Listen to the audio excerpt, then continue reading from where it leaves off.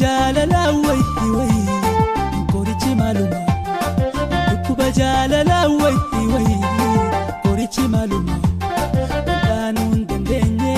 ogeeyyoon ni fayya Kottu na gargaari shageetu dawaan kiyya suma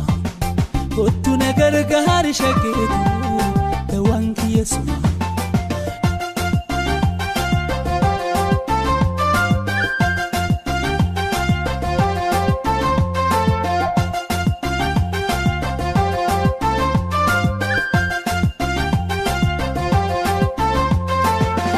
Firu mariti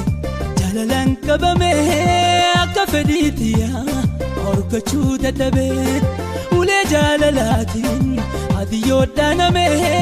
obsu dadabade lala hananade ala yerotifin siddufu dadabe